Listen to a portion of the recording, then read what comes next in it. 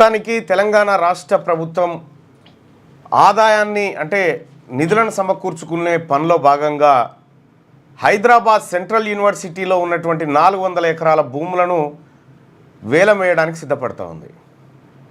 So ఆ యూనివర్సిటీలో చదివేదంతా 90% మంది ఎస్సీ ఎస్టీ మైనార్టీ పేద వర్గాల బిడ్డలే.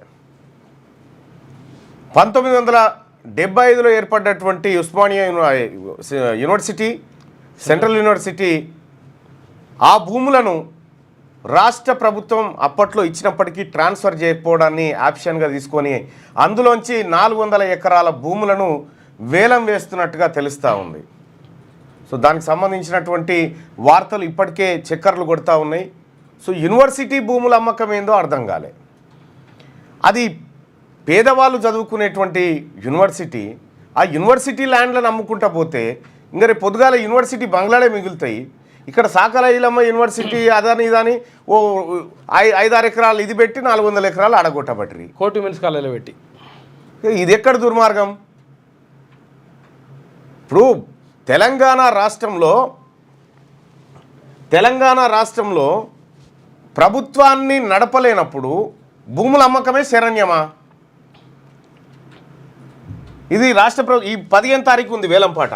అప్పుడు కేసీఆర్ చేసి ఇప్పుడు పెద్దగా ఏం అమ్ముకుంటా పోతే ఏమొస్తుంది? ఇట్లా అమ్ముకుంటా పోతే మరి పేదోళ్ళకి ఏం మిగులుతుంది? ఇంకా ఇగో ఇదే బిడ్డు HCU Hyderabad central university. The last date for receiving all queries in 6th March 2025 and pre-bid meeting is scheduled to TGIIC HO on March 7th 2025. The last date for submission for bid shall be 15/3/2025. ఎల్లుండి వేస్తారు 3 గంటల వరకు bid opening చేయబోతావురట. ఆయాలనే 3:30కు Gachibowli దగ్గర. ఏందో అర్థమైతలేదు. ఇక central university భూములు అమ్ముతారా? యూనివర్సిటీ భూములు కొత్త యూనివర్సిటీలు పెట్టి భూములు అలకేట్ చేయాలి. కానీ సెంట్రల్ యూనివర్సిటీ ప్రైమ్ ల్యాండ్ అది 100 కోట్లకి ఎకరం ఉంటుంది ఆడ ఈజీగా. 400 కోట్లు అంటే 400 ఎకరాలు అంటే జరంతనేనా? అసలు ఏం చేయబోతుంది రాష్ట్ర ప్రభుత్వం విద్యాలయాలని? మరి ఈ సెంట్రల్ యూనివర్సిటీ భూముల అమ్మకం ద్వారా ఏం చేయాలనుకుంటారో ఈ రాష్ట్ర ప్రభుత్వం ప్రజానికానికి చెప్పాలా? ఈ డబ్బులు అసలు భూములు అమ్మడం కోసమేనా మనల్ని ప్రజలు ఎన్నుకున్నది? అరే భూములన్నీ అయిపోయినాక ఏం చేస్తాం? మళ్ళీ తర్వాత ఏంది పరిస్థితి ఏంది? ఇప్పుడు రేపు ఏమైనా కట్టుకోవాలంటే ఎట్లా? మనం హామీలు ఇచ్చినాం కాబట్టి మన సొంత ఆస్తులు ఏమన్నా అమ్మి కట్టాలా? కాదు, ఇప్పుడు పేదలకు ఇంట్లో లేవు, భూమి ఇయ్యి. ఒకవేళ మీ దగ్గర 400 ఎకరాలు ఉందంటున్నావు కదా. ఈ పేదోళ్ళకేమో 125 గజాల జాగా ఇల్లు లేని పేదలకు అనౌన్స్మెంట్ ఇచ్చింది లేదు. ఇలా 125 గజాల జాగా ఆడ 400 ఎకరాల అమ్మకం. 400 ఎకరాలు స్కీమ్ ఇది. హైదరాబాద్లో పేదలకు ఇల్లు లేవు కదా, కట్టిరాడా? ఆడ కట్టిరి మరి. అట్లా దానికి కాదట, సేల్ చేస్తారట అవి. మరి ఇది ఎక్కడ ప్రభుత్వం అర్థం కావట్లేదు. చాలా దుర్మార్గమైనటువంటి పరిస్థితిలో ఉంది. ఇవాళ కౌన్సిల్ జరగబోతా ఉంది. నిన్న గవర్నర్ గారు మాట్లాడినటువంటి ప్రసంగం ఏదైతే ఉందో దాని మీద ధన్యవాద తీర్మానం ఒకటి ఉంది. ఆ తీర్మానంలో నిన్న గవర్నర్ గారు మాట్లాడినటువంటి అంశాలు ఏవైతే రాష్ట్ర ప్రజలంతా చూసిరు. మీ అభిప్రాయం ఏంది? గవర్నర్ గారు మాట్లాడింది సత్యం అని చెప్పి నిజమే అని చెప్పి ప్రభుత్వం చెప్తా ఉంటే, మరోవైపు విపక్షాలు మాత్రం ఆయన అన్ని అబద్ధాలే చదివిండు, రాష్ట్ర ప్రభుత్వం 6 గ్యారంటీలు అమలు చేయలేదు, రాష్ట్ర ప్రభుత్వం ప్రజలను మోసం చేసిందని విపక్ష పార్టీలు ఆరోపిస్తూ ఉన్నాయి.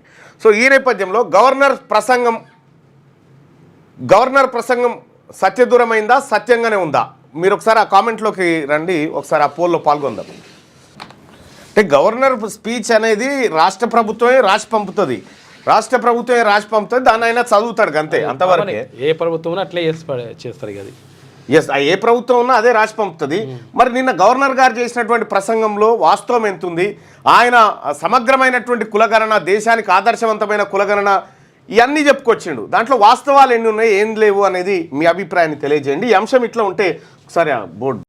క్యూ న్యూస్లో పనిచేయటకు వీడియో ఎడిటింగ్ మరియు ఎస్ఈఓలో అనుభవం గల జూనియర్ ఎడిటర్స్ కావాలను సంప్రదించవలసిన నెంబర్ 8688926084.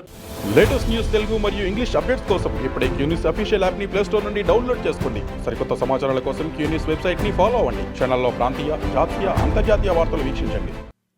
లైక్ చేయండి.